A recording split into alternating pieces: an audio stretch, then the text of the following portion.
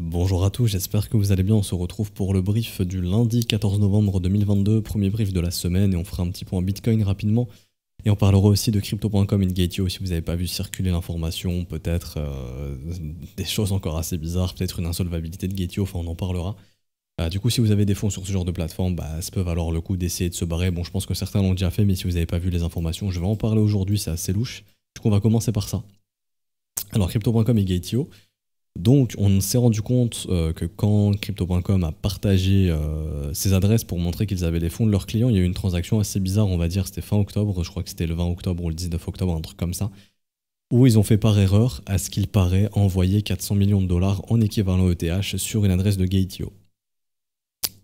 Donc, ok, bon, l'argument dont on a fait une erreur, je pense qu'on peut y croire moyen, parce que bon, pour ce genre de transfert, généralement, on va dire que tu envoies un petit montant, tu envoies 100 dollars, tu regardes si c'est arrivé sur la bonne adresse, et puis si c'est arrivé sur la bonne adresse, tu envoies le reste. Bon, en tout cas, moi, c'est ce que je fais perso quand je fais mes transferts, pour m'assurer que j'ai pas fait une bêtise, et je pense que tout le monde fait ça. Mais eux, non, tranquille, ils ont fait par erreur 400 millions. Donc, c'est-à-dire qu'en gros, avec les fonds des clients, ils prennent le risque d'envoyer des fonds sur une mauvaise adresse, de tout envoyer d'un coup. Bon, assez bizarre, sachant que c'est les fonds des clients ici, hein, possiblement, enfin, c'est les fonds des clients. Et ils ont dit oui, on a juste fait une erreur, on voulait envoyer sur un autre de nos wallets ou un truc comme ça. Bon, bullshit, parce qu'on s'est rendu compte que Gateio a publié leur audit le 28 octobre, donc 10 jours après. Donc il y a de grandes chances que Crypto.com, ils ont envoyé des fonds à Gateio, qui leur ont gentiment demandé, et ils ont dû payer, je pense, parce qu'ils n'étaient pas solvables, possiblement. Enfin, moi, je pense que c'est ça, perso. Est-ce qu'on peut spéculer sur le fait que Gateio soit insolvable dans un monde où FTX, la plus grosse plateforme de perf ou la deuxième plus grosse plateforme tout court, se soit fait défoncer et insolvable avec une gestion catastrophique? Rien ne m'étonne.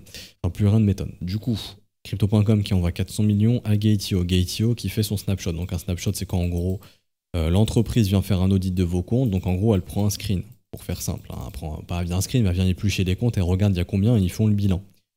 Et à ce moment-là, en fait, c'est au moment du snapshot, ils avaient les fonds de crypto.com. Donc, techniquement, le bilan il est très bon. Oui, on a les fonds des clients, mais en gros, c'est crypto.com qui les a envoyés à Gateio. Une fois que l'audit il a été fait, il n'est pas publié le jour même. Il y a en gros, comment on dit en français, agreement, faut des gens qui valident, en fait, tout simplement. Et t'as des gens qui viennent signer, oui, ça c'est bon, on a fait ça, c'est bon, le rapport il est écrit, ça met, on va dire, plusieurs jours. Du coup, le 28, leur audit il est publié avec un snapshot qui a été fait le 19 octobre. En attendant, il y a Crypto.com qui leur a renvoyé 400 millions. Une fois que l'audit il a été fait, il y a Gateio qui a renvoyé à Crypto.com les fonds. La question, c'est est-ce que Gateio est insolvable? C'est ça la question. Parce que pourquoi tu as besoin? Oui, comme par hasard, Crypto.com s'est trompé à envoyer des fonds. Ça, j'y crois pas, bullshit. Donc pourquoi Crypto.com a envoyé des fonds à Gate?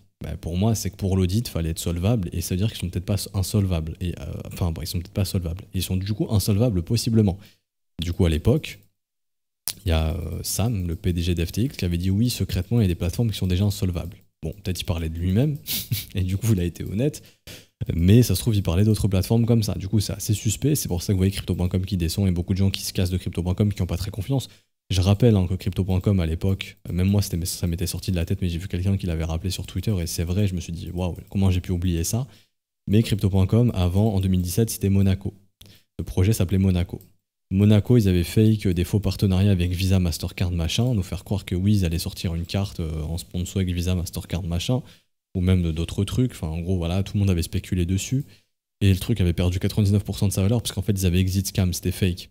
Et après, Monaco, ils ont racheté le nom de domaine crypto.com et ils ont développé crypto.com, qui pour l'instant n'est pas un scam, parce qu'au final, il y a une vraie carte, il y a tout qui fonctionne, machin. C'est une vraie plateforme, et n'oubliez pas que de base, c'était Monaco, que c'était des scammers. À vérifier, hein, mais en tout cas, moi, je me rappelle de cette histoire quand le gars nous l'a rappelé sur Twitter. Mais ça, c'est vrai. J'étais là en 2017, et oui, Monaco, il y a tout le monde qui spéculait dessus à l'époque. Et au final, on s'est avéré que c'était un scam, et voilà, ils avaient exit scam. Maintenant, j'avais suivi OK que c'était crypto.com aussi de mémoire, mais est-ce que c'est exactement les mêmes mecs ou c'est d'autres mecs? Je crois que c'est les mêmes mecs qui étaient derrière ce projet, donc qui ont exit scam, donc faut faire attention. Donc le plus safe en gros pour tout ce bordel, c'est de sortir vos fonds, bien évidemment, je pense qu'on vous le répète depuis longtemps, mais de sortir vos fonds des plateformes, c'est le plus safe. Oui, ça pose problème pour des plateformes parce que c'est d'un coup un gros retrait de liquidité et que ça peut faire des effets boule de neige et faire des catastrophes, mais c'est comme ça. Enfin, je doute que demain, s'il y a tous les Français qui décident de se barrer, je sais pas moi, de la Société Générale, ça peut poser un problème. à la Société Générale, qui a peut-être pas la liquidité à l'instant T, possiblement. Je dis pas qu'elle a pas la liquidité, mais allez à votre banque et demandez à cash out tout votre argent, vous verrez bien ce qu'ils vont vous dire. Ils vont vous prendre pour un extraterrestre et vous dire d'aller vous faire foutre probablement, ou vous mener en bateau le temps qu'ils récupèrent la liquidité, très probablement. Mais oui, pour revenir là-dessus, c'est que ouais, en fait, simplement, laisser vos fonds sur les exchanges n'est pas très safe. Après, ça veut pas dire qu'il faut tout vendre et passer en USDT, parce que c'est au risque de vendre de potentiels bottom, ça j'en suis conscient, bien évidemment. Vous pouvez en fait, si vous holdez une crypto, aller sur le site et vous aurez de grandes chances de trouver le wallet qui vous permet de holder votre crypto sur votre propre wallet avec votre propre clé privée. Où il y a carrément des prestataires qui font ça. Et ouais, au lieu de les holder sur un exchange pour que ce soit vraiment vos fonds. Donc n'hésitez pas à passer via ce genre de solution que de les laisser sur une plateforme, parce que qui d'autre est insolvable? Il y a possiblement d'autres plateformes qui le sont, et quand c'est insolvable, ils n'ont plus les fonds. Donc là, j'ai vu que Gate.io, je crois qu'un élève m'a dit qu'il a essayé de retirer, ça n'a pas fonctionné. Peut-être qu'ils sont juste en train de traiter les traitements, enfin les retraits, que du coup ça va arriver dans les prochaines heures. Hein. Ça ne veut pas forcément dire qu'ils sont insolvables, mais en tout cas c'est un risque à éviter. Voilà, je voulais vous parler de tout ça. Du coup le Bitcoin, ça n'a pas changé, on avait vu ensemble. Alors, ici je crois, non, Coinbase du coup. Hop, c'était Coinbase. Le scénario possible, simplement, donc on est en range, faut pas se casser plus la tête que ça, on attend de voir.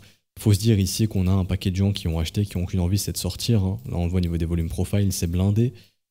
Pour moi, si on repasse toutes ces zones, on a de grandes chances d'avoir confirmé un bon swing haussier de plusieurs semaines, voire peut-être même peut-être un trimestre, sur une capitulation du coup du AFTX, et que du coup, ça a pu permettre d'aller chercher les liquidités qu'on attendait sous ces creux, et que du coup, bam, le bottom il se pose, on réintègre. Ça, on en a parlé vendredi. Mais il faut que ça se dessine graphiquement. Tant que c'est pas dessiné, les probabilités, malheureusement, c'est la continuation baissière. Du coup, tant que vous voyez pas ce scénario, le plus probable à l'instant T, c'est celui-ci. La continuation baissière. Techniquement, on avait vu ensemble aussi les objectifs, hein, je les rappelle encore une fois, mais long terme, il y a les 13 800, un niveau qu'on n'est jamais revenu tester, qu'on a besoin de revenir tester possiblement. Donc, tant que je vois pas de signe de bottom, je me dis que 13 008 est très probable. Il y a aussi, du coup, comment dirais-je, le creux dans le volume profile ici. Vous voyez, on a cassé le support, donc maintenant on entre dans le creux qui s'étend jusqu'aux 12 000 $ à peu près. Et puis je vois pas grand chose d'autre à dire. Bon, après, les targets de continuation, les 10 000 chiffres ronds psychologiques, on a vu aussi que, enfin, j'ai vu ça avec les élèves, mais je le dis maintenant. Généralement, un cycle Bitcoin baissier, c'est entre 82 et 86%, donc on va dire, allez, entre 82 et 86. Donc si c'est le cas, ça fait un Bitcoin qui bottom vers les 12 002, donc ça correspond parfaitement au bas de la zone de creux. Donc jusqu'à 86%, ça donne environ 9 200 $, mais pour pas se casser la tête, hein, vu qu'on parle de retracement entre 82 et 86%, on est grosso modo sur un bottom qui se met à chaque fois, on va dire, qui se pose entre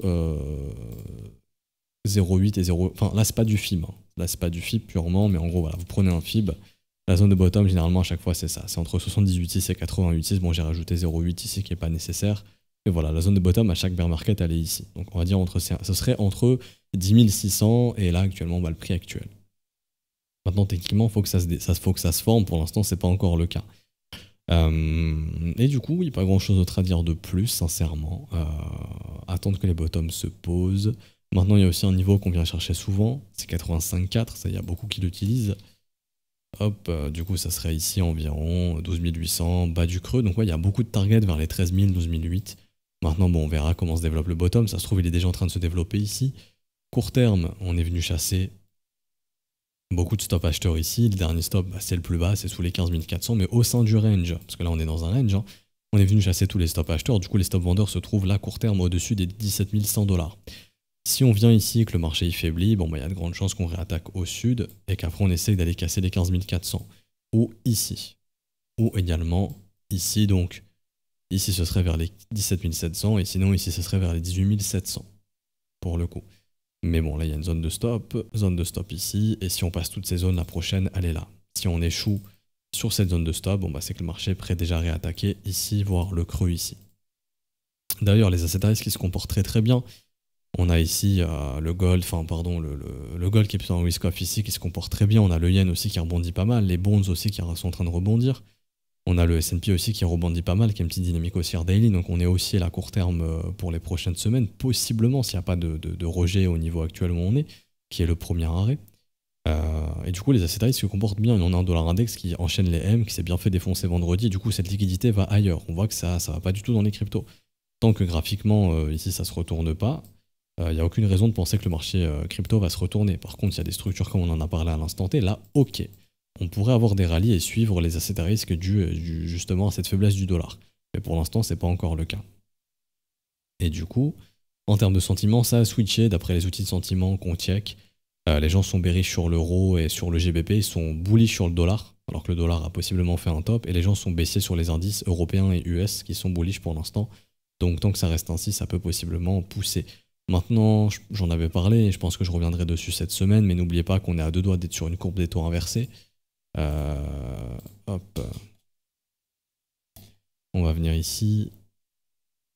Mais à l'instant T, hein, je viens là, mais la courbe des taux est inversée. Les taux à 3 mois sont au-dessus des taux à 30 ans. Ça, c'est signe de récession. À chaque fois que c'est arrivé, vous regardez, mais il y a une récession. Bon, c'est arrivé en 2019, ils avaient vite redescendu les taux, court terme, donc les taux directeurs pour éviter justement cette inversion de cours. Mais 6 mois après, bam, Covid et le marché US s'est fait défoncer. Ou si vous regardez tout simplement, dans les années 2006, on avait une inversion de la courbe, on était venu sous zéro. 2 ans après, crise. En 2000, inversion de la courbe. Mi-2000, bah après, voilà, explosion de la bulle immobilière, de la bulle Internet, éclatement de la bulle Internet. Et puis voilà, donc à chaque fois qu'on passe sous zéro, il y a une inversion de courbe et c'est catastrophique. Et là, ils sont en train de nous faire un rallye. J'y reviendrai cette semaine, hein, mais le rallye du S&P 500, il est très suspect dans le sens où on est quand même en train d'assister à un rallye avec une inversion de courbe prochaine. Du coup, il y a de grandes chances qu'on soit dans un piège qui va être plus profond que ce que les gens pensent. C'est-à-dire que moi, ça ne m'étonnerait pas du tout que le S&P 500 il revienne carrément dans les 4200, 4300 points. Ça ne m'étonnerait pas du tout qu'on ait carrément une rupture de la trendline ici. Donc là, c'est probablement l'objectif qu'on va venir chercher, la trendline. Hein. Mais ça ne m'étonnerait carrément pas qu'on vienne ici, vers les 4300, 4500, faire croire que tout va bien, et qu'on soit dans ce genre de marché où la courbe des taux s'inverse vraiment et qu'après on est genre les nouveaux plus bas, qu'on aille sous les 3400 dans les prochains mois. Un peu comme ce qu'a fait le Nasdaq, ça j'en avais parlé aussi, en 2006-2008. Mais bon, on verra bien ce qu'il en est. Mais là, c'est vrai que graphiquement, oui, c'est bullish à court terme. On est sur les grosses résistances vers les 4000 points. Prochaine grosse résistance pour moi, c'est vers les 4100 points la trendline. Maintenant, si on casse tout ça, on se donnera rendez-vous peut-être vers les 4300, 4500. Mais je vois difficilement le S&P aller plus haut si on a une inversion de la courbe des taux. En tout cas, pour moi, c'est un piège, ce mouvement haussier. Techniquement, c'est bullish. Tant que ça le reste, on peut aller plus haut. Tant que les gens sont bearish, d'ailleurs, les gens sont bearish, donc c'est ce qui permet de pousser. Mais je me dis que repartir ni vu ni connu comme ça, alors qu'on a une inversion de la courbe des taux, ça s'est jamais fait. Et pourquoi ça se ferait maintenant? Techniquement, c'est pas du tout sain pour l'économie. Le système bancaire qui fait très peu de profit. En termes de liquidité, on est très faible. Je vois difficilement comment on pourrait partir dans un marché haussier comme on a pu le faire de 2020 jusqu'à 2021 sur le marché US, avec un retrait de liquidité et une courbe des taux dégueulasse. Bon.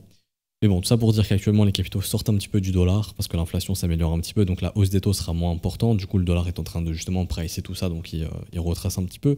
Du coup, la liquidité retourne dans les indices, les actions, l'or, les bonds, etc., etc. Pas dans les cryptos, dû justement pour l'instant à ce manque de confiance et à ce Black Swan qui est venu sur les cryptos. Si techniquement les bottoms se forment, bon, à ce moment-là, on pensera un peu plus bullish et retracement sur le marché crypto. Pour l'instant, c'est pas encore le cas. Donc comme je disais, hein, pilule verte ou pilule rouge, pour l'instant c'est la pilule rouge tant que la pilule verte ne se forme pas parce que la tendance est baissière et que du coup l'avantage est ici. Par contre, si ça se forme, à ce moment-là, il y a de grandes chances d'avoir un swing haussier et venir au moins bouffer au-dessus des 21 500 ici, voire possiblement ici, donc revenir dans le haut du range précédent si on a une réintégration. Ce qui n'est pas encore le cas pour l'instant. Donc patience, attendons de voir si les bottoms se forment. Si ça ne se forme pas, direction 13008, très probablement. Du coup, on s'arrête ici pour aujourd'hui. J'espère que ça vous aura plu. Si c'est le cas, n'hésitez pas à laisser un petit pouce bleu, à vous abonner si ce n'est pas déjà fait, à nous rejoindre sur Discord. Je mets les liens en description en commentaire. Je vous ai mis la vidéo de la newsletter samedi. N'hésitez pas à la regarder où j'ai analysé vos altcoins préférés. D'ailleurs, si vous souhaitez rejoindre la newsletter pour pour avoir en exclusivité la prochaine analyse, n'hésitez pas, le lien est en description et en commentaire. Newsletter Le Trône, vous mettez juste votre mail, vous êtes inscrit et du coup vous aurez accès à la newsletter. Et également, si vous souhaitez rejoindre l'école et vous former, rejoindre la communauté privée, n'hésitez pas. Hein, c'est tout ce qui les paiements actuellement se font via les modalités crypto à ce stade du mois, idéalement. Tout ce qui est paiement BNB, Ethereum, USDT, USDC, BUSD, donc tout est expliqué dans le salon Bienvenue du Discord juste ici. Vous avez ici vraiment toutes les modalités. Le fonctionnement, donc simplement une fois que la transaction est faite, vous avez le TXID à envoyer au prof. Donc là, je suis connecté, vous me l'envoyez, je le valide, ou les autres profs aussi. Le mieux, c'est à tous les profs. Comme ça, le premier qui le voit le valide, et vous avez votre rôle élève, et ça va super vite. On se retrouve donc du coup demain ou mercredi, ça dépendra du marché. Bonne journée à tous, bon début de semaine à tous. Ciao, ciao.